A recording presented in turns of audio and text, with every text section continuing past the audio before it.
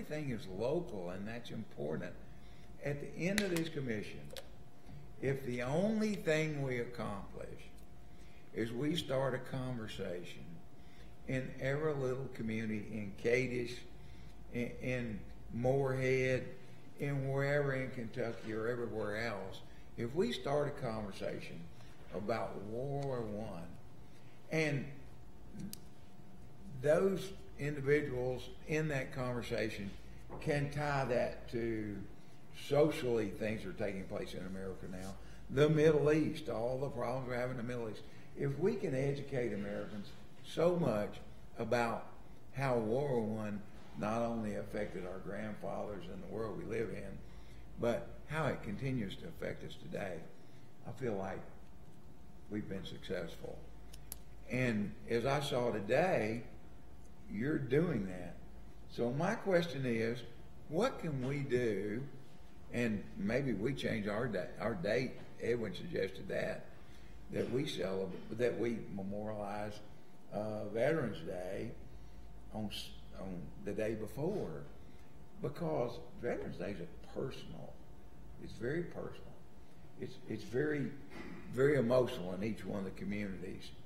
And so how do we all participate in that, and how can we facilitate what you're doing more in education and memorializing our great World War I veterans? So one of the issues that Ken and I talked about at lunch, and something that I brought up a couple years ago, was you as the Federal Commission giving certificates to our partners within the states, because just like the 50th Vietnam Commemoration, you know, people are very proud to be a partner in that. And when you go to any law office or any office in the state of Kentucky that's become an official partner, they framed it and put it up in their front office. Right. And it's sort of a buy-in, and although we know it's a certificate, it's a piece of paper, but it gives them some ownership that they are an official partner. So I think that would be something that you all could do that would greatly support. I think I proposed this at our last commission meeting, and I think it's a great idea. It's relatively easy. I know from in New York City, the mayor gives proclamations, the mayor's office, and people keep them up. And if you're, maybe they won't if you're from the Smithsonian Institute, but honestly, anywhere else, this is something there, and town halls will and one thing I was thinking about along with that is the idea of even recognizing towns and counties, so that Kind of like Purple Heart City, like Purple Heart does, the Purple Heart City, they become a World War I commemorative city. In that case, I don't know if you've ever looked at MOPH, but they actually give a plaque to each city. It says name the Purple Heart City, and it goes on the entrance of the signs to the city. And like the city of Augusta has, you know, under welcome to, and then it has the Purple Heart insignia underneath. And so World War I commemorative city, that would be nice.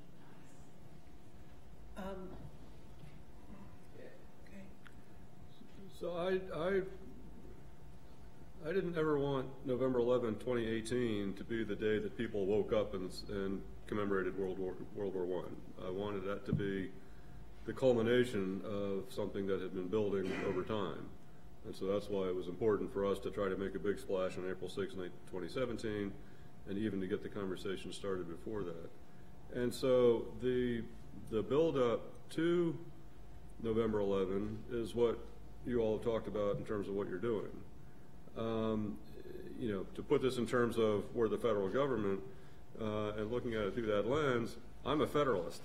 You know, I think leave things to the states to figure out, and that's by necessity what we've done.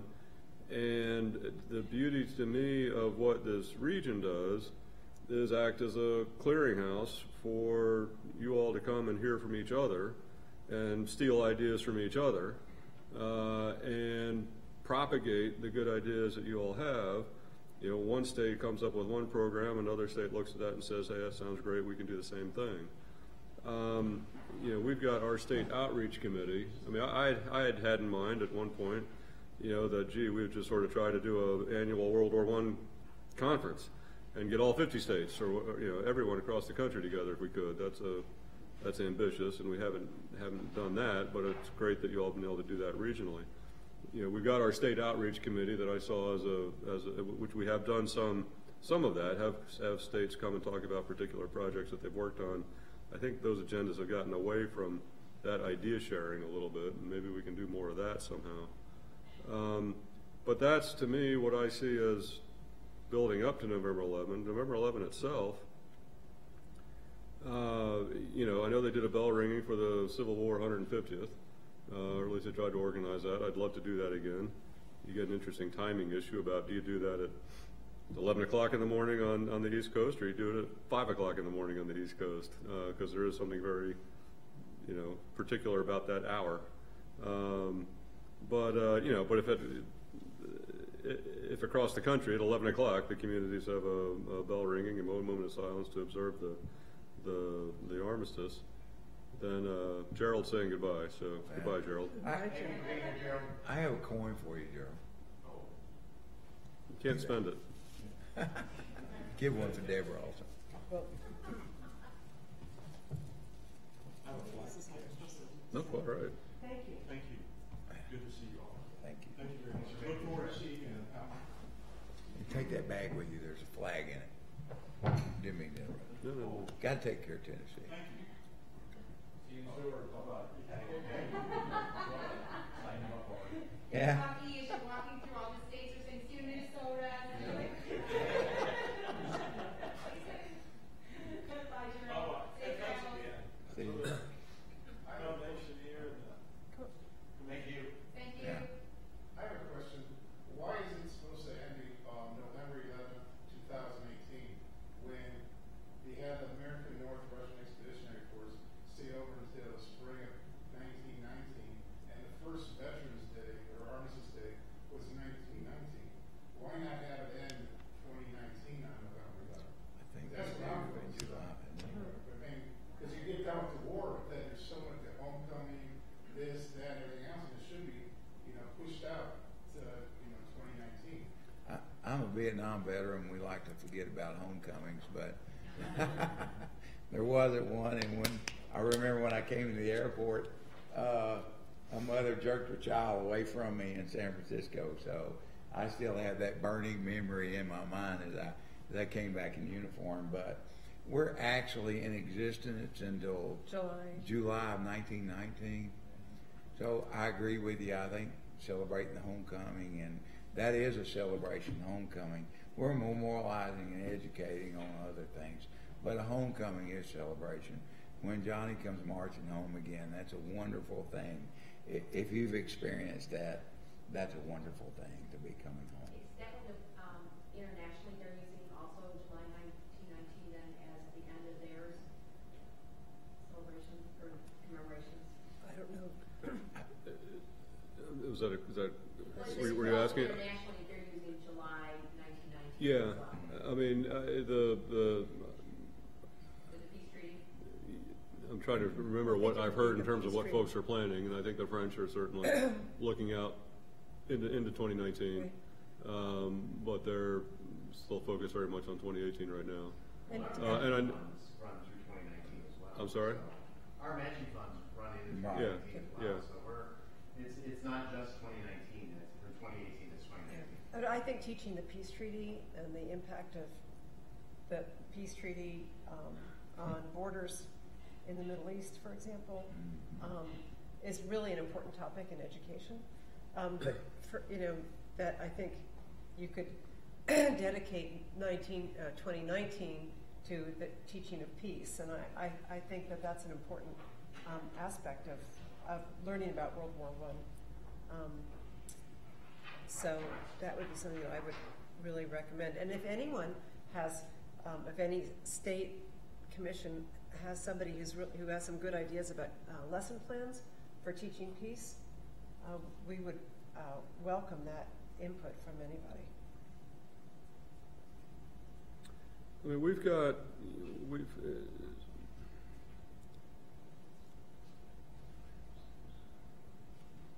you've got events, you've got memorials, you've got education. And so why is there a focus on, why the focus on 11/11/18? I mean, because that's the date that people focus around, and so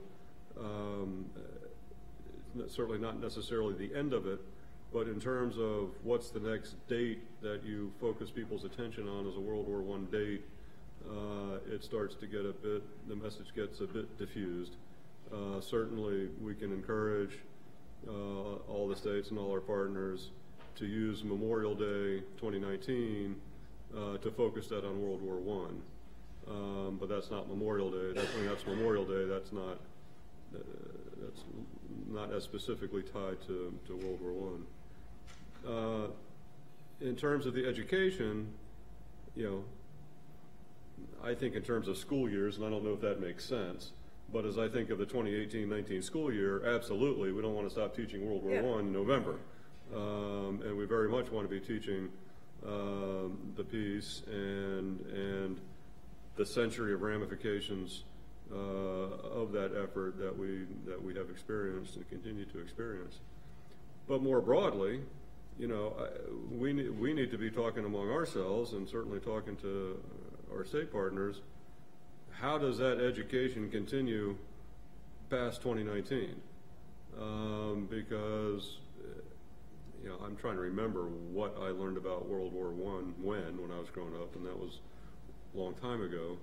As I've taken a look at some state standards of learning, not to my surprise, it seemed to get pretty short shrift. I would love to see World War I get more emphasis in world history or U.S. history, whatever courses would come up in, and that's not because I'm a World War I cheerleader. It's because I've come to believe it truly is important and has to be understood. So I think our longer term mission is to how to continue the education past 2019, not just past November 18. I'd like to bring something up along these lines, though, because you bring up a very good, I think, a good point in this whole 11/11/18, and that's the armistice. That's when the fighting stops. That's Right. when everybody focuses It's the on. moment. We were very involved here with the museum and library with the War of 1812 bicentennial, and that ran through 2012, and then stopped. And everybody knows that the War of 1812 did not end in 1812. So I think that there's something that we as a group need to be thinking about to push against exactly what you said, so to make sure that education keeps going on. Because otherwise it will end on 11/11/18. Because everybody will say, well, that's when the war ended. That's it. And I think we need to look at it beyond a history lesson, because I think so many schools now have a global culture class, what we used to call geography, but it's really expanded global culture. And I think that's where your peace lessons could be, or peace with a question mark lessons could be, because that really talks about the borders today and all the conflict in today's world. That's great. I mean, when I talk about education and teaching, I'm certainly not, keeping this separate into history classes, but I think that's a really good idea. I social studies. You know what? It is a history lesson, social studies. The other disciplines in social studies don't see it as their own either. It's fighting it even among them. Right. To the sociology, the psychology, the U.S. Because U.S. history teaches very little. World gets the most. Right. But the others don't see it as their, let alone other departments in the school. I think one of the things you could do to help us on a federal level is just what Gene's been talking about, is I got out in 2007 when the standards movement was at its height, pushing educators. Right. It makes it very difficult for teachers like Gene and I to do the history lessons that we want to do that make it more realistic for the students. So, if anything at the federal level, when we go back, is that when standards are put out there, they've got to give the teachers the ability, the tools to do this stuff. I would like to see right around, whether we do it right before November 11th, 2018, or if we do it November 12th. We can legal holiday will be November 12th. I know a lot of schools around here are in school on Veterans Day, because they have to do a Veterans Day activity of some sort. But I would love to see if a school, whether it's middle school or high school, turn their entire curriculum into a World War I lab day. I mean, will we have to provide them? But we can do that. I mean, you've got the art, you've got the literature, you've got all of these topics. STEM STEM is the easiest one to cover. Right. Or what STEAM now they call it. Yeah. You've got everything there. You could even then bring in, for study hall time, you bring in speakers. Right. And that. So. I think you might have the best impact in you're like between 5th and 8th grade, because by the time they're in senior high school, they say they don't have that flexibility every time. I've had good luck during the World War II days with. Schools will take a day to do a charity basketball game tournament. Oh, don't all talk day to me long. about this. But, and well, November, the one thing about November, this is before testing. Yeah. So it's, you know, there's, yeah. Yeah. I want to just mention something. So last semester and a half ago, my students conducted the Real World Strategic Plan for the Sergeant Mark Patriotic Foundation, and for the school for Center of Peace and Valor. And that was something that Debbie is working very hard on the curriculum for peace. So instead of us reinventing the wheel, she's mirroring it, and those were the 6 tenets, are all based on the Medal of Honor. And so my students drilled down, and they found all these other programs that were peace related.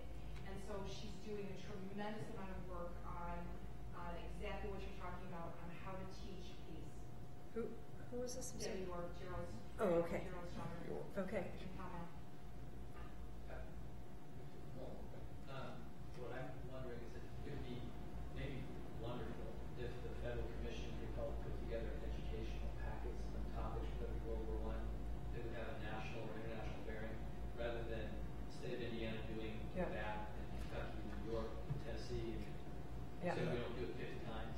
Is that specifically about teaching peace, or is it specifically about World War I generally? I think personally, Yeah. what we're learning, working with teachers in Indiana, is packages of things. So peace might be a Thematically, right. but there might be Okay. another one on how the war started. And Okay, so there is, and we've done this, and I'm really, really proud of it. Hmm? sorry for my ignorance. No, I'm happy that you raised it, because I thought that's one thing I want to say before, because I have to leave early.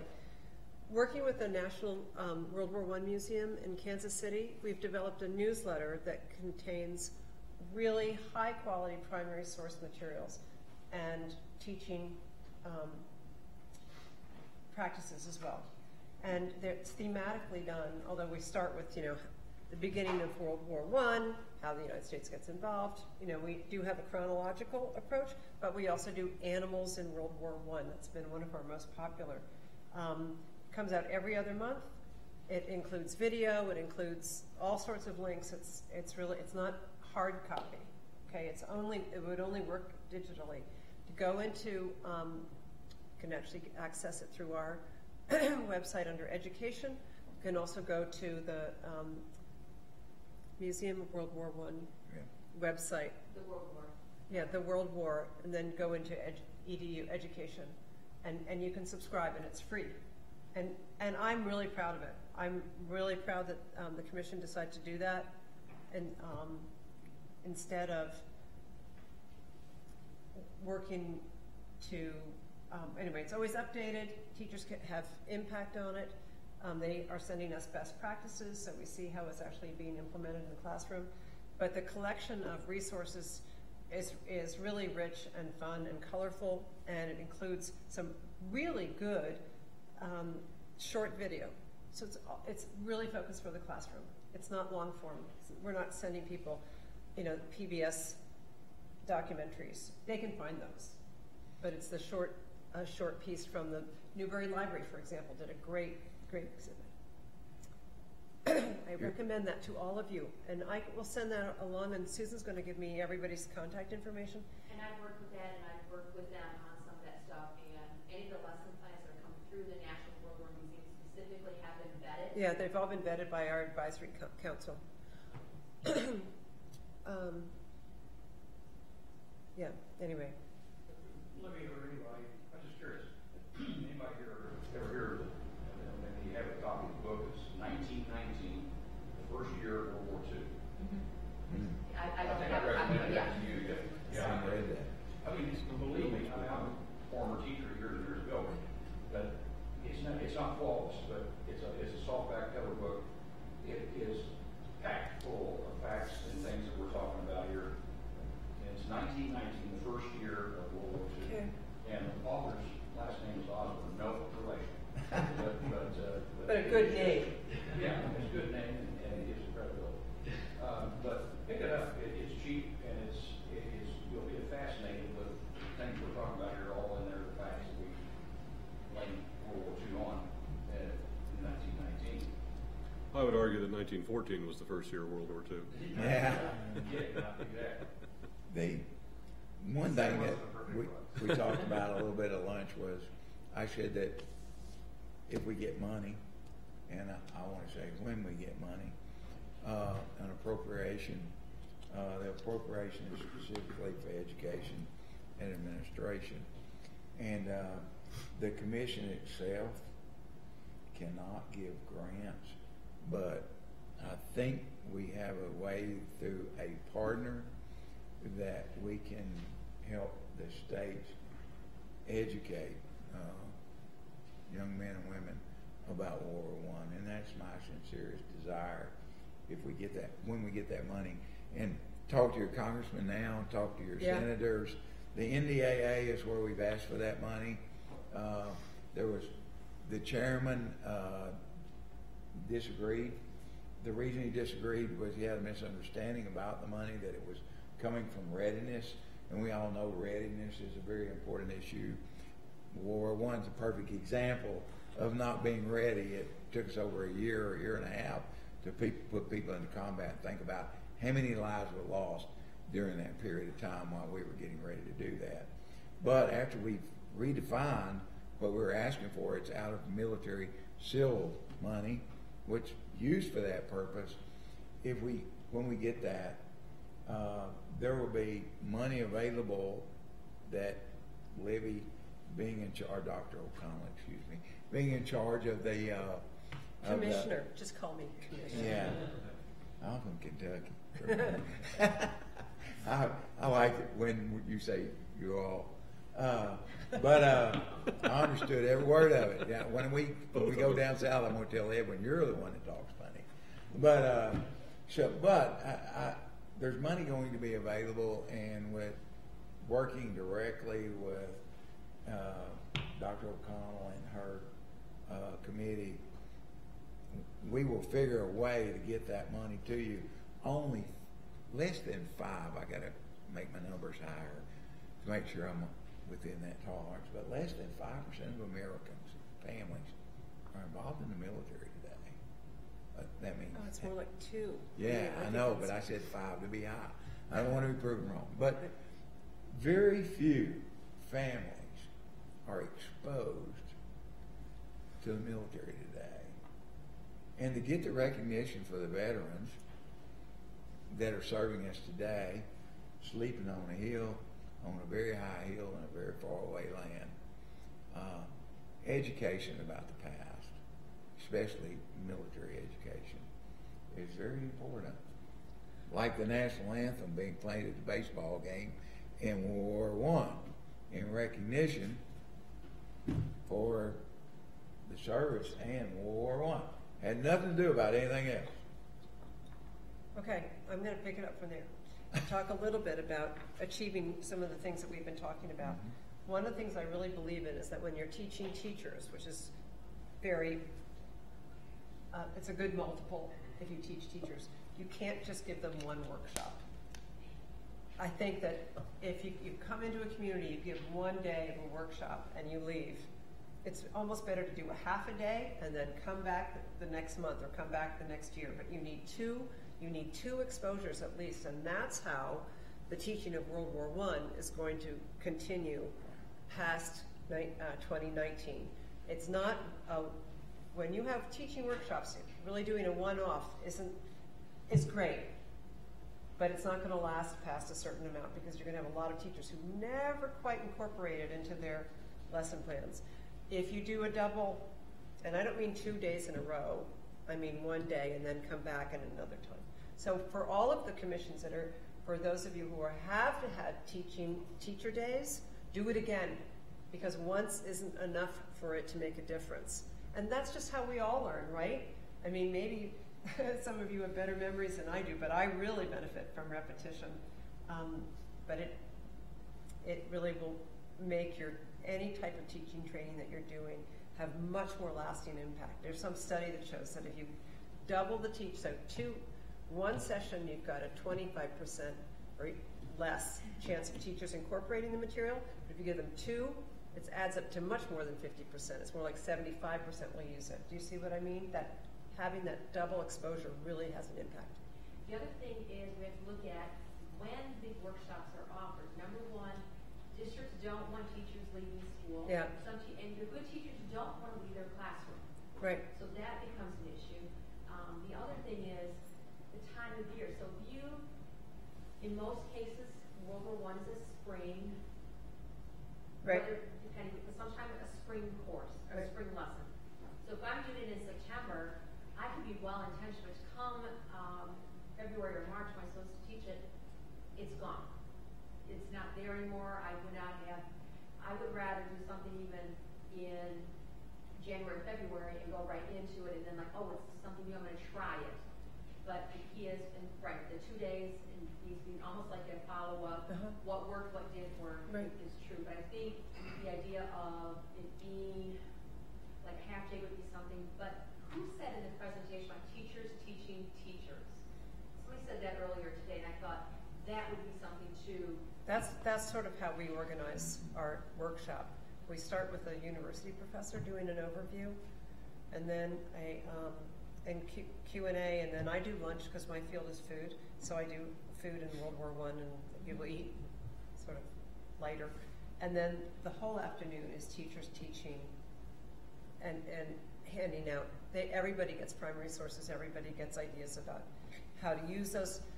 So you're not sent home with a packet of material that you don't really know how to use, or that you will actually have to think it through. In this case, they walk you through it.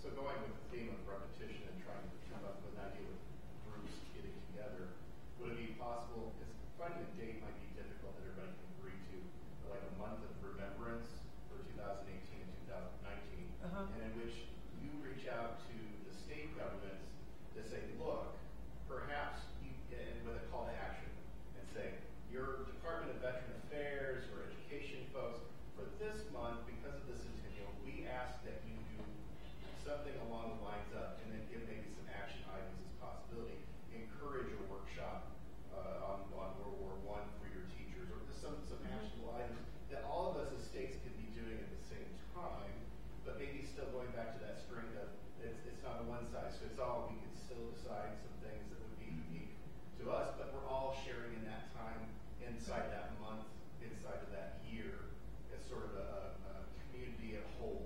And it goes back to that repetition. If you do it in 18 and 19, you get people to buy in to say, yes, we're going to do this month, and it's still far enough out that, you know, you've got your front runners here, just basic, you know, the folks that could take a look at some other activities that are out there and be planning ahead now to think of what they might do. That's a good idea. My problem, I suspect other states have this problem too, is distance. But once a year, and I think other states may have this too, you get just about every teacher together for an education association deal. Is there a possibility that we could bring somebody in to do a half-day seminar like the North Dakota Education Association deal 1 year and then a half a day the next year, so we would train these people, because otherwise, it's very difficult, you know, when you've got schools that are 600 miles apart. Right. Or is it It may something be that that can be partner done that does digitally that. online instead of where they physically have to come? Could it not be a webinar? Great idea. Because I think you're right. I think teachers, depending on your school district, and I think setting it a day where they physically have to come is quite a challenge to most of our teachers. Well, I think a webinar. I think there. I have to go, but I think there are certain things that you can do with a webinar. You can even have 4 of them, and then if you finish 4, you get some sort of a in-service credit for it, and we make them free, or actually free doesn't work because then people think, it's free, I don't need to show up. But make them $25 a session or something like that. And maybe it could be some type of at the end, you get half of it back or something. Right. You know, so that you complete it, so Yeah. it's something. Yeah. But I'm sure part of me, I have to go to the airport now, but I feel like that we could talk about educational ideas a lot, and I'd be happy to get ideas from anybody via email, and certainly Susan knows how to reach me, so if I'm a little slow to return, but I do. So is there like a secret way you want us to like even head, if we're going to email you, maybe give you a certain subject line or something? Sure. Yeah, I don't know. I mean, I've worked with some people. that Agent actually- 45. No. Yeah. The month, isn't there a monthly call? Well, I'm just wondering, could there be an education, Midwestern educational subgroup that would somehow gather, that could tie into what's going on with one museum and that will ever? I mean, I know that you guys are up and running, but there might be, like more like grassroots stuff. Where's Randall? Randall, do you want to talk about, you gotta Go. She's got to go. Better catch a You plane. want to talk about the educational materials that Minnesota produced, which I see in our, I brought back. You know she's going to leave us with all the education. No, you see, now it's starting to talk about something else. I'm just wondering what could be organized. Right, Because that's it seems what I'm like there's a lot of saying. interest in this There is. particular topic, and there might be a great opportunity here. And everyone's doing something, but there is no central coordination of Right. all these different. Well, we don't have, we hope we'll have a staff person who can help with that. We do have somebody on board. I'd love to see your materials. I have tremendous respect for the work of the Minnesota Historical Society. Right. But we also, there are other things that you can, if you guys have connections with teachers in your own state, the Smithsonian Traveling Exhibit people have put together a wonderful package, and they need teachers to write in and give them their address, and then they'll get it for free, but they don't want to do a cold mailing. So I can send that out to you guys, too. Great, now send you the list. Yeah. All right. Bye, everybody. Okay, bye, safe travels. Be safe. On that subject, the Center for Army Centennial Military History funded next year to have someone to come in, a contractor, to write lesson plans for high school teachers. And she has completed about 10 or 12 of them. But over the next year, there's going to be a complete set of lesson plans with materials and digital material coupled with it. It's accessible on the Army's website, Center for Military History. They have a little more one section, and on that they're going to embed. And you can download all these lesson plans, and they're really, really great tool. All the rubrics are there, everything that you need as a teacher to be able to do this. So one of the things that we did in Kentucky prior to World War I was teachers would call us about what types of lessons or planning they could do for their Veterans Day ceremonies within their schools. Because our state statute says that they have to commemorate Veterans Day within a 3 to 5 day period. They have to hold a ceremony because they are in school, so there are parameters put around that. And we have to make sure that every school's enforcing that, certainly. But we realized that teachers were they were frustrated Googling on their own, so we actually created a website on our Kentucky Department of Veterans Affairs webpage that said saluting veterans on Veterans Day. And we put, I mean, it's a long page, but teachers love it because we put every resource, every link available to anything we can find, and we let them have access at one portal to go and research whatever they want, because it's things that we're recommending. And then the Department of Education in Kentucky bought into that as well. So in the newsletters and emails they send it out to their teachers and principals in the districts, when the Department of Education says you need to look at it, teachers listen. And so you need to really get buy-in from your state Department of Education, because I think they would love it. I mean, I know we've collected a lot of teaching resources, on our website. I mean, we've tried not to reinvent the wheel because there's a lot of organizations out there that have content available. To a large extent, we just tried to bring that into one place, and so so our website provides a great starting point. I like the idea of, rather than trying to do a physical gathering, we just do it in a MOOC, which seems to be all the rage these days. And I do plenty of my own training by webinars and whatnot, and that is extremely scalable. And between us and Pritzker, we've more than got the capacity, I think, to do that kind of thing. 100% together. Yeah, and I mean, I said that on our website we have 15, 16 hours of World War I authors talking. These are today's scholars that any teacher right now can go and grab. Again, it's not short stuff, but this is the kind of stuff you'd assign in a high school class and say, go listen to author X. He's the expert on the Eastern Offensive, and then do your book report.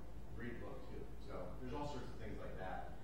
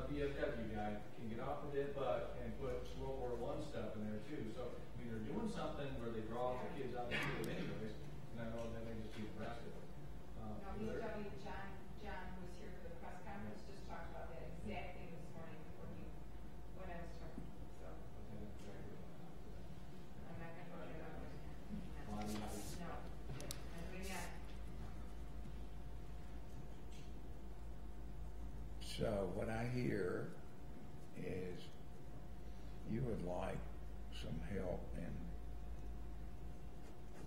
education with facilitating, helping you facilitate educational training with your teachers in your states.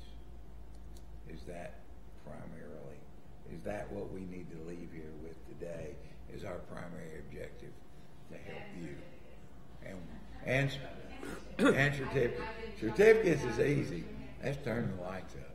But Terry, could you leverage, you guys at the federal level, we have some top-down trickle. I mean, you can hit some buttons at the top level. I know Susan hits them from the bottom level, and I hit them upward towards you. But to go after the service groups, to go after the Legion and VFW, to push down there, because when they come into those classrooms with those kids, that's grandpa, that's dad, that's the relationship, the local history that we get. And you can't underestimate the power of those two service groups and the DAV and all the other ones you can reach out and grab a hold of. So we do POWMIA Day as a one-day thing, but it's 5 days prior to it leading up is all the build-up to that one day. Well, the commission is represented by the VFW and the Legion. And the Legion at the moment has given us a grant to do that, what I call Teach the Teacher programs, and one of them is taking place in Louisville, Kentucky. Or is being scheduled in Louisville, and there is an opportunity, I think, to go through the Legion and the VFW. Veteran service, VSOs. Here's the great God of the VSOs for our organization as volunteer, and the VSOs are very important to accomplishing the mission, and they're usually eager to do it. We just got to ask them to do it. Just on that point, quickly, the way it works is each of the hosts, as you well know, are independent. Mm-hmm. And they set their own agendas, their own fundraising campaigns, what they're going to accomplish. It's all grassroots, bottom-up community. So if, for example, teachers or any other organization, civic organization, the state commissions would like to see better grassroots organization for these guys, you have to ask them. Right. And here's what you ask. Will you please make World War I your priority for this fill in the blank period of time? This next 6 months, this next year, this next quarter. If you don't do that, they won't do it because they're so tied up with dozens and dozens of veterans issues that the World War I space is crowded out. David, though, and somebody said it in one of the presentations, is our VFW, our Legion post is named after a World War I. In Nebraska, 93 counties, I bet you every freaking county's got one post that's named after a World War II guy. I just can tell you that right off the bat. So every state should have like Kentucky, it's called the Joint Executive Council for Veterans Service Organizations. Every state has some sort of statewide council that your leadership of all your VSOs are a part of, and they call it the Defense Council in one other state, or the Joint Executive Council for Veterans Organizations in one state. But actually, it's the state departments of each of those VSOs can mandate that Sure. their post. So it's not, they are quasi-run independently, but their state leadership is the one, if you get them to have buy-in, they can trickle down that information to those posts. And that's why it was important to go out to the Kentucky Poppy Project. When we do these poppy pickups at the schools, if one person on the commission can't go, then we can call the state, we can call the American Legion, VFW, DAV, MOPH, you name it, and they will send leadership out there to the schools to actually do the poppy pickups. But it's because you have buy-in from the state commanders for that year, or the state auxiliary presidents, which, in my opinion, is really super important, because the auxiliary under those That's right, they're the ones VSOs that get the are work really done. who drive Yeah, a lot of and get all the work done. They're the ones that get the work done. But I would look in your states for whatever that entity is, that grabs all of them together. It's probably called a different name. But my larger point is, though, having spent a great part of my summer at the various conventions, is the level of what you put it, situational awareness, which everybody that knows what I'm talking about, on the anniversary, on the events around the anniversary, on the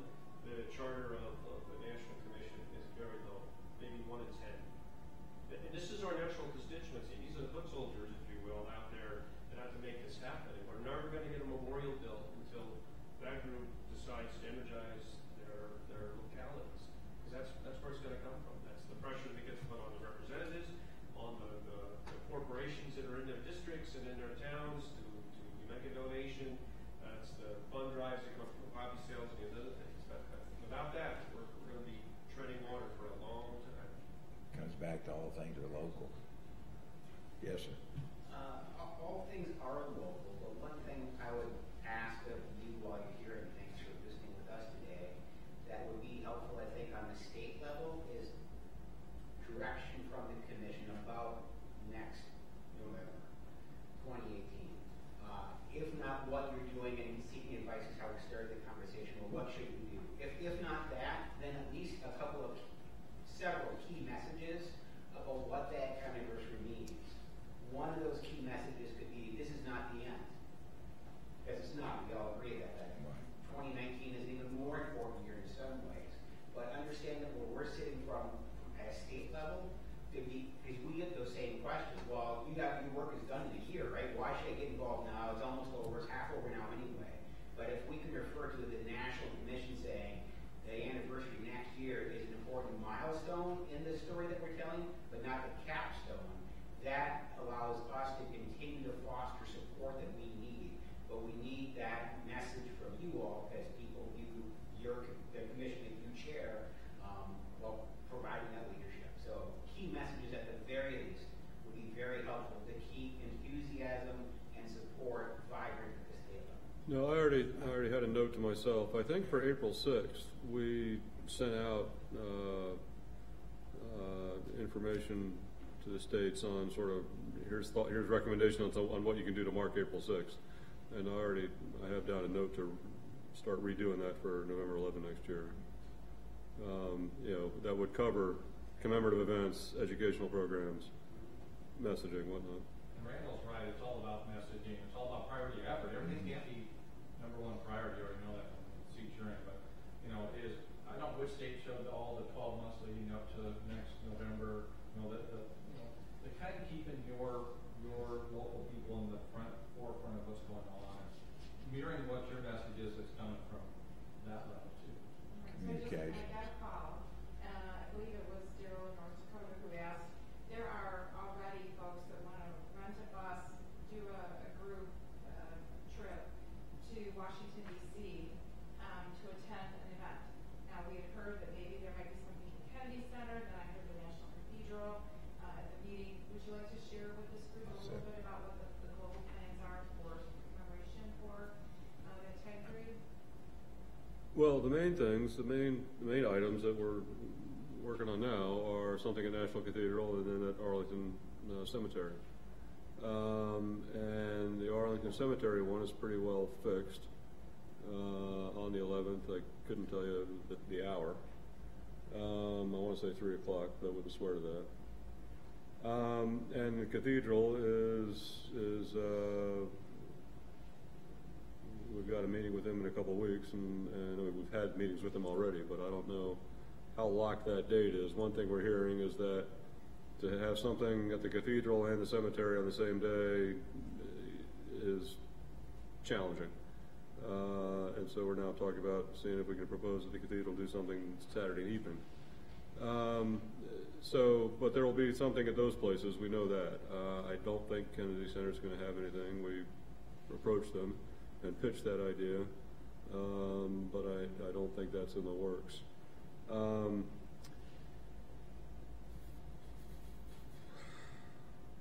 Those are the two things that I think we can count on in terms of Washington on November 11th. I know that was something that, some of you who, I want to just, sometimes I feel like I'm on the floor of the stock exchange, because what happens is when you have something like this, even when I'll be quite frank with you, at the commission meeting, it was Terry who spoke up, and I'm so grateful because when that gentleman was talking about Ed Willis, saying his name correctly, he's from Juilliard, and he is a master at planning beautiful events and memorable events, activities like this. And Terry put the gavel down on the table and said, that's great, but guess what? This was done in the States. And so all these people's lives that we're honoring through their service through World War I was done in our own hometowns. And what I wanted to see, Edwin originally kind of painted this picture where he kind of saw something maybe happening at the Kennedy Center to sunset, this commemorative period.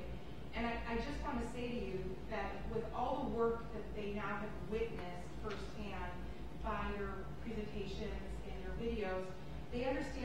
involved in the depth of what is happening at the state level more than ever, and why I am such an advocate for you. But I just wanted you to hear that Terry is right there with us in saying that's great that this is happening national, but it has to relate back to everything that's gone on in the home front and hometown where this war was really fought as well. And so, do you want to maybe talk about that a little bit? Well, we discussed that some at lunch.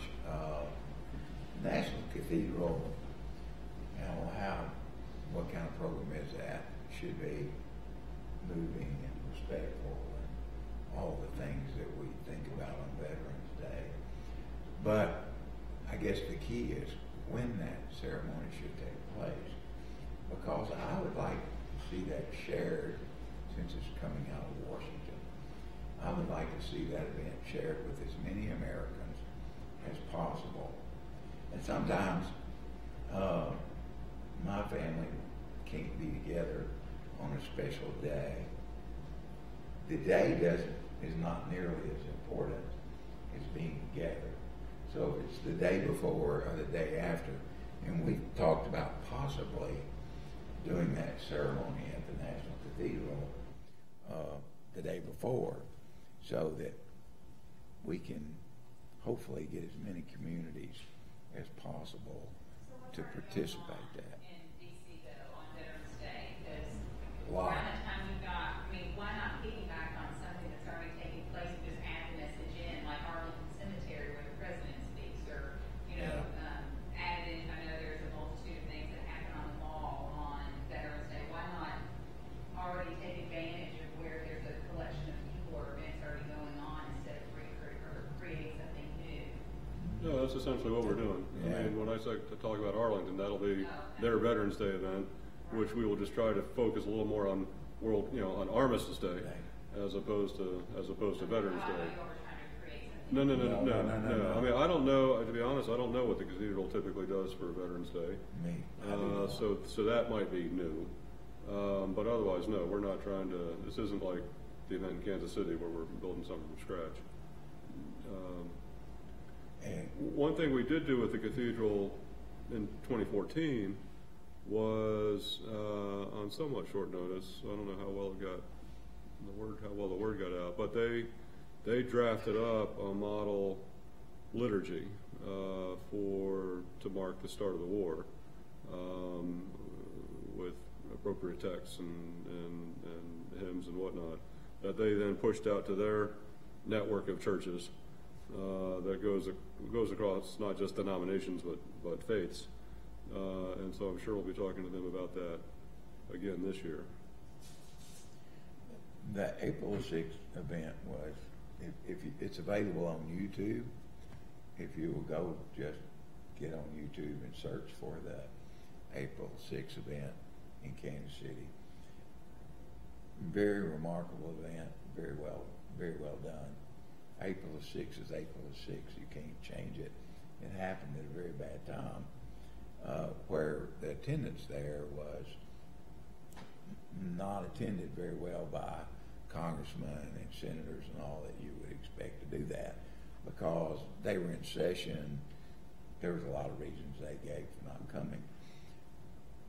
Veterans Day, I think everyone is in America prepares for that. I hope they do.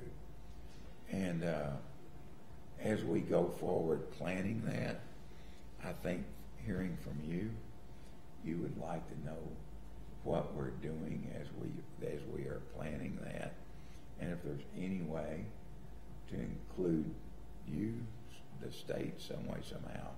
I've asked if we could, live stream or do whatever to a big screen or somewhere in one of the states where we could all share in that ceremony at one time as a nation. But again, that's a very personal thing I know it's very personal for me, and it's a very personal thing. So trying to determine how to do that, along with, as Edwin's already said, Arlington and all the other events taking place in D.C., and getting you involved at the same time. I have a question on that, because it's difficult. The April 6th thing was a little troublesome, getting people from Washington to Kansas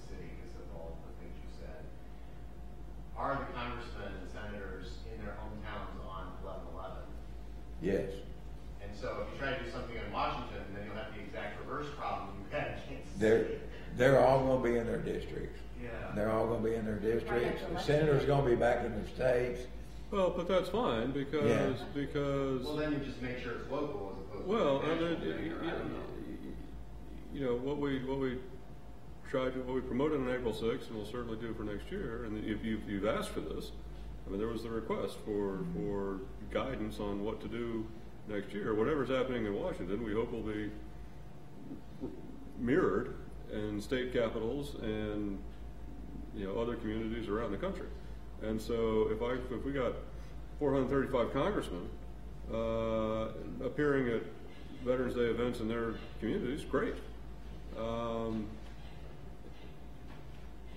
I want the president at the event in Washington because that means it'll be on the news. Right. I don't want the president there in order to get 20,000 people at the National Cathedral. And so I don't, if congressmen are out in their districts, great, as long as they're doing something for Veterans Day or for Armistice Day next year. I got one for the federal level is one of the connections of World War I in Nebraska that we have is we have a state partnership with the Czech Republic. Just hear me out, it's with the National Organization for 25 years, but they're a product of World War I. I mean, if you look at their anniversary, so we're leading up our 4th of July.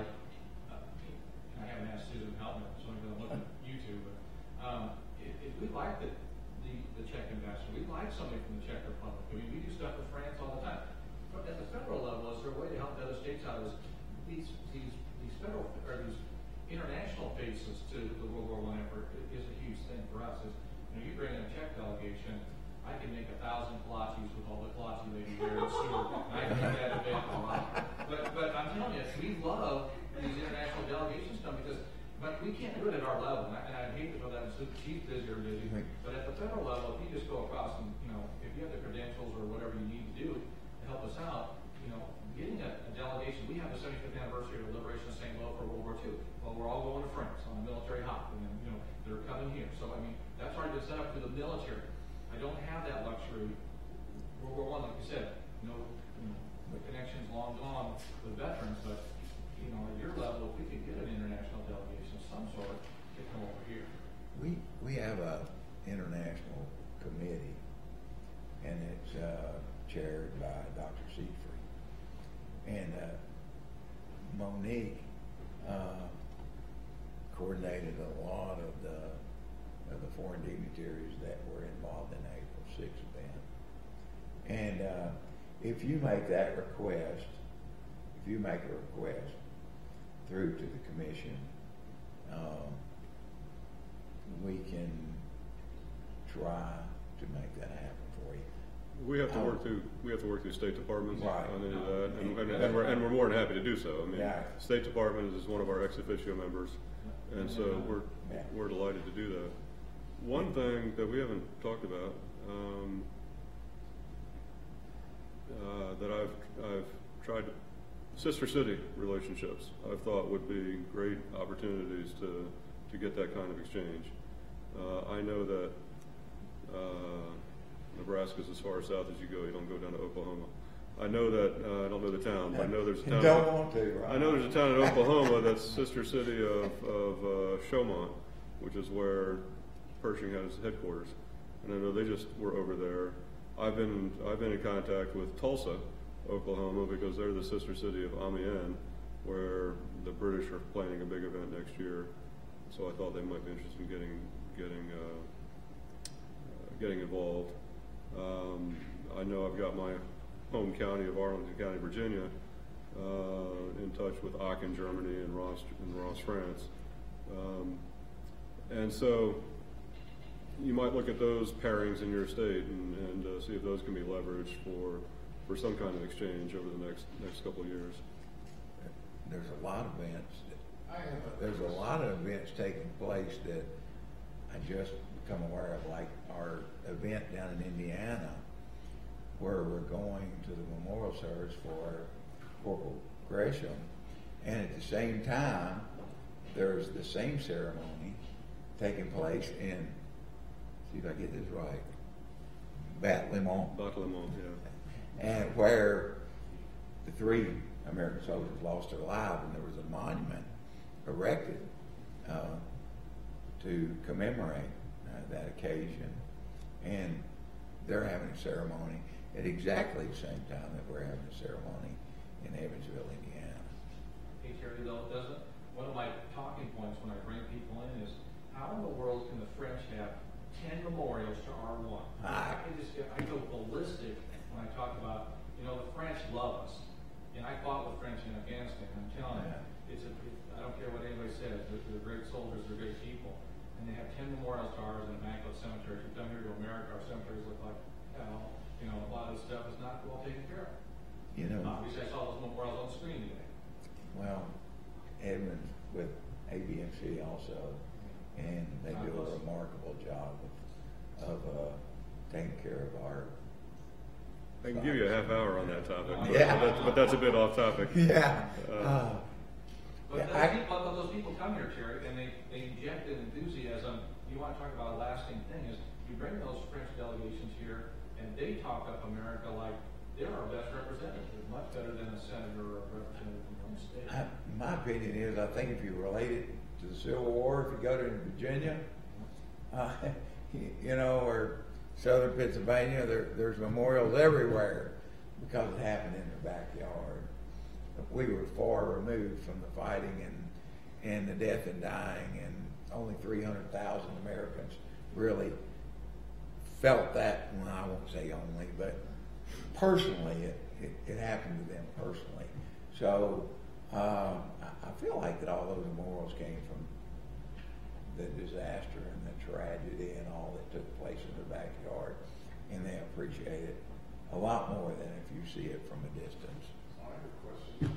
I've been trying to get an international incident going. Oh no, we got enough of those. So the issue is that in Bay City, Michigan, the Atlantic Company built 200 houses, shipped them over to Birmingham, England, and so now Austinville is celebrating their 100th anniversary.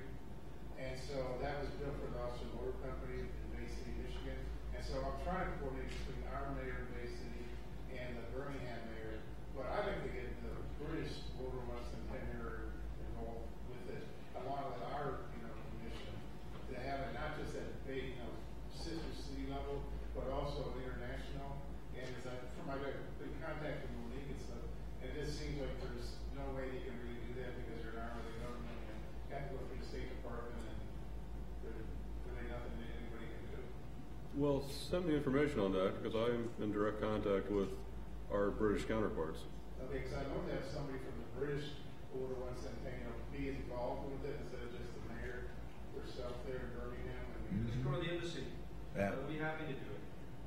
We just ask somebody at the embassy. They're great contacts, relationship with our British counterparts all levels. But they don't really have like an email contact. Because I checked the U.S. embassy, but they only has a phone number there. No, the British embassy in Washington, D.C., okay. UK embassy. Okay, I'll try that. Thanks. We can help with that. We live there. We're on in Washington, D.C. I got neighbors that work at the embassy up there, so we can just ask them. You just need a contact, right? Yeah, because I need someone to deal with them and contact the mayor there and say, hey, we're doing this, and we can get these people involved in your side, say it's the mayor's. I'd like to make it a little bit more priority. We've been trying to plan this out for 6 months now. And everything gets, one mayor busy, the other mayor busy. Part of the zone is to be happy to do it. But the French embassy, where we lost our last World War I veteran, they went all over the country. There were still living veterans. We gave them awards and celebration. Took their families out to dinner, and they were the attaché, the military attaché office of the French embassy did that, representing the government of France.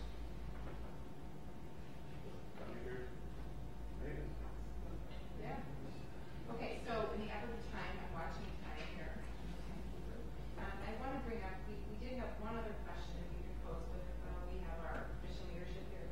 And there's been discussion, lots of discussion, but we haven't kind of boil it down yet to really, when we look at the Midwest region, and when we look at, and when we, I want to make sure I phrase this right, what is the collective public statement that all of our states want to make? And believe me, I've gotten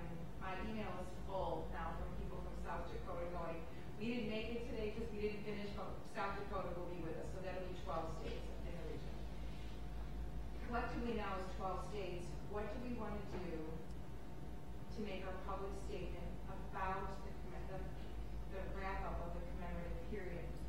Do we, and Jim came up with a great idea. Jim, do you want to talk about the war memorial? Can I say one thing? We don't, as a result of feedback today, we don't need to talk about it as the wrap-up. It could be, it could be like a collective activity that happens collectively, but it doesn't need to be a end of So something. there's words that we use. We use that. I just know that's like an adjustment from today. Yes. Right. I have words down here. Okay, 'cause somebody said it's not the one thing, but it's the extension of. So I think the transition. yeah.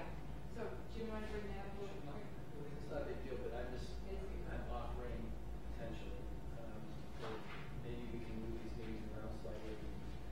Indiana, if we have facilities with people or needs, we'd be happy to host this at our Indiana War Memorial, which was built as a record of World War I. And the American Legion's national headquarters is right there, so we can show you around some of the things that we have. So, but I don't want to take anything away from Pritzker because you've been so supportive. We have 2 more of these meetings to have.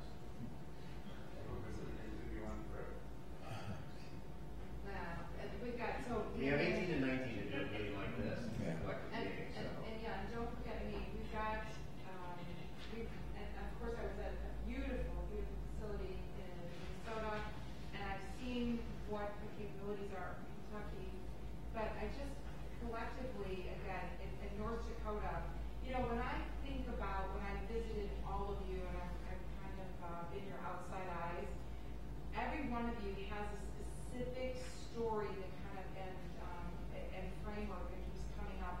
And to bring Daryl, who is so close with all of the Native American tribes, and being able to have one-on-one conversations and learning about these descendants from North Dakota who so want to come here. They want to come here. They want to tell their story. I've been to Ohio and I've heard the stories in Ohio in every state. Is it something? Is it possible for us to host something where every one of us can bring collectively much more professionally produced than you saw today, because this was the meeting, but something that we could do that's significant representation, or should they stay in their home states and move around within a certain time period? So just like all of you just mentioned, I was trying to think about what you said about the month of November.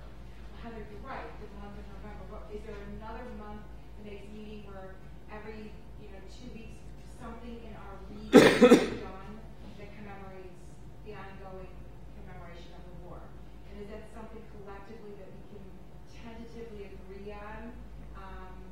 And then I'll take it to those that left the other states, the other 4 or 5 states now that left, but that could continue on. But I want to leave this meeting with some sense of direction, because my goodness, we're writing down 17, we're going to be 18 in a blink. Any thoughts from you that you've thought about, that your committees have talked about? We've not had this conversation, and yet it comes up periodically when I round the meetings. We have talked about in the past having a collective online meeting.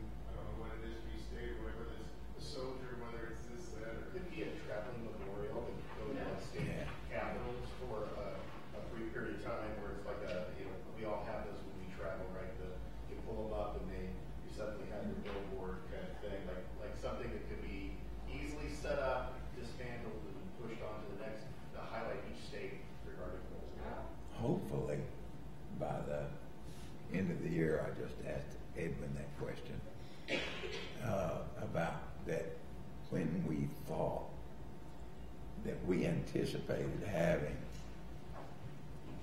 that memorial in styrofoam covered in clay or whatever that you saw in his presentation, so that we could move that around through the states, like the traveling Vietnam, memorial. The first time I saw the Vietnam memorial was the traveling memorial, believe it or not, I think. And always go back again. It just happened right down my office in that one of those welcome home ceremonies. And hopefully we can get that, and when we do, we'll try to coordinate with the state commissions through Susan and Pritzker to schedule times and places for that to be. And I think we can schedule a pretty nice event around that, hopefully. That's good. Is that doable? They did that with the Nisei Congressional Gold Medal. They traveled around to 15 states. Some places just put it in like a public space. It was secure. Some places created exhibits around it. Some places did all sorts of stuff. So that might be something pretty cool. This thing's traveling to your town, your city, your state. That's true. Well, one thing about that, what about at the same time when he's talking about this traveling thing, if that particular day is going to be in Minnesota or something like that, we got the EMC guys to march every parade from Minnesota in Europe.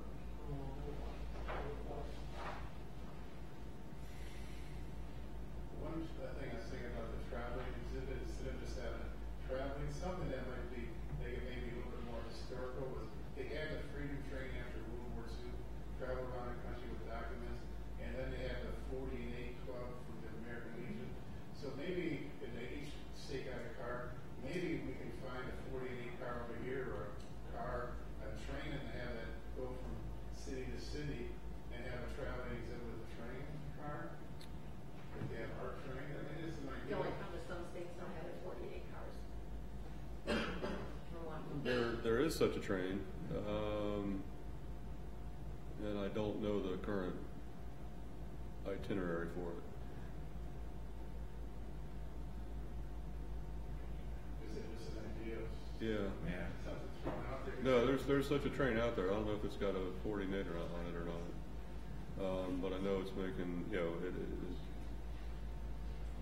I'll have to look into that, because I think it's going somewhere within this region. Anything else, Terry? Anything else, Evan? Did we miss anything you wanted to talk about? All of you did an outstanding job today. I have one more question. Sorry, Heather. Is there something that state governments do that doesn't cost them a lot of money that we could be thinking about in the Midwest region that could be replicable state to state? I'm thinking highway signs. Is there? Those always have to go through your Department of Transportation. Or is there something that you can think of on a state level that would be easily replicable to each state to mark Centennial stuff that might get a lot of eyeballs on it? It wouldn't cost anybody anything, except for maybe a little bit of staff on it. Yeah. Your signs, I think signs are always great. I love the idea of that World War I Centennial sort of bridge, but it's a legislative process that has to go through your Department of Transportation always. But like the proclamations, we were talking about, is there a way to be able to replicate what we did was we did a format of proclamation and put it on our website to make it easy for every county and city official to be able to pull it down, plug in information, and then boom, they've got their proclamation without having to form them. So I will tell you, for government employees, if you ask any office that's not used to doing proclamations, hey, I need you to word a proclamation, it's kind of scary, right? So if you can do one and just make it a format, and then they just plug and play, and boom, they've got their proclamation with their city seal, that's pretty easy. But when we think about that on a statewide platform, something as tangible as a sign, see if there's anything that's going to cost much money, everything's going to cost something. Right, yeah, that's something that came out with the cheap, so. Not drunk driving deaths, but World War I Centennial. Yeah, right. One thing as we go away, Mayor, that I've noticed that as I talk to Susan about each one of the commissions, Heather, your Department of Veterans Affairs in the state of Kentucky, that's the proponent of the commission. I know Tennessee is a state park, is the Parks, Department of Parks. Illinois is, you're on your own. Yeah, bus. Yeah, bus, but right. Yeah, you have But Pritzker, still, which is we pretty didn't- good. Yeah. I'd call that, you know, coordinating all those events is when your department in Minnesota is history. Yeah, national guard. Yeah. Your computer. So, you know, that's the reason we all need to communicate a lot. And Heather's got a lot of information because she has a lot of information available to her. And she's worked forever. So if you've got an idea that you want the state to help you with, I would say call Heather. It's very interesting. We Yeah. have learned how to work our interagency cooperation very well. So if you have a question about what can the state do, then I can certainly see what it would be in Kentucky, and it's probably going to be pretty similar in every other state as well. So I'd be more than happy to have a question like that to run up the flagpole. Heather's second email was to me was, Commissioner, if you're interested in putting in a request for a grant for money for the memorial, you need to be here next month. Well, I'd only been to one meeting, so I hadn't been to many now. But anyway, well, I put all that together, sure. And then I called the grant writer. I called Susan. We have a grant writer. Yes, we do. A very good one. And we put that together, and it worked. She's a very resourceful individual that has been around the system a long time and can really, and Surely not that long, hey, wait a minute. I use her wisdom for length of time. I'll use her beauty for a short period of time. Am I trying to get out of this? Just stop. Have I got there Just, yet? just stop, Terry. Maybe you can buy her a drink and make No, I mean, yourself a deeper rhythm. yeah. Heather has worked in the state of Kentucky for a good while. Since she was a mere 2 years old. And that's about 20 years. So, I'm getting her, Heather. I'm trying to make up for it. Heather's learned a lot in a very short period of time. But, yes, Heather's learned she's a quick study. Truly, that is true also. And she has some knowledge of how the system works, especially within the states trying to get help for commemorative events and other things you may be doing. So she's a good resource to call if you're trying to get something done within your Well, it's just government. case in point, almost every State Department of Veterans Affairs has Yep. a fund that they administer. Ours is called the Kentucky Veteran Program Trust Fund, and we get $500,000 a year through license plate renewal fees. Right. And like Nevada has a trust fund as well, so a lot of State Departments of Veterans Affairs have money for veteran-specific projects, and they give it out quarterly, and it's probably the largest unknown pool of money. So, you know, you should call your State Department of Veterans Affairs, see what kind of extra money they have in those types of funds. We have a board of 12 that has to vote on it, but, you know, it's where it's coming, obviously, It to the is. presentation and file a grant for. It's just hidden pockets like that, and that's what we have to research all the time in our department. So I don't want to say that I'm the expert in everybody's state government, but we can help you find it. The only thing I'll add on to that is we did the Pace Bus poster project here in Chicago, and we have another poster that's going to come in April. No, when is it? It's in 2018. It's just got to be a 2018 thing. We did April 2018, but that was a donation from Pace and went on all 12,000, 1,200 buses, however it was. They put those posters up. So I don't know if the other states want to think about doing that, but that's been a cool thing for us to have those public bus posters up all over the region. It's something we collectivize on. Yeah, that was one of the last slides in my PowerPoint. Yeah, so we just had to print them and then they put them up and then charge them. So there's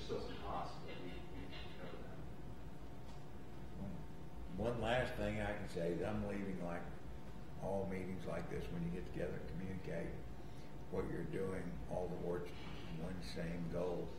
I'm leaving more energized and more excited about what's happening, and most especially in the Midwest region in America. Sometimes when you're far removed from it, you feel like that, whew, this is tough. But with you and what you're doing, I can't thank you enough. Someone asked me, why am I doing this? Well, I'm doing this for my grandfather. My grandfather lost his hearing in World War I. And I'm doing it for my uncle, great uncle, who lost his life as a youth Aragon. And I know you're doing it for a reason. And you're doing it for a purpose. And for me personally, I appreciate it very much. And for all those that you're reaching, I want to thank you for doing that for our veterans and our doughboys who no longer can speak for themselves. And I think we can all thank you for making such an effort to go to the United Technical Tribes powwow, for coming and seeing Camp Zachary Taylor, for going to Madison, Wisconsin, and supporting Michael Tesdro at this symposium, for coming to Indiana in 4 weeks. Is it 4 weeks? Mm-hmm. 4 weeks. We're going to be in Indiana. I mean, you have made such an effort right out of the gate to just enmesh yourself in these activities and to bring what's happening in Washington to the states, that it's making a huge difference. And we're all very grateful to you, Beck.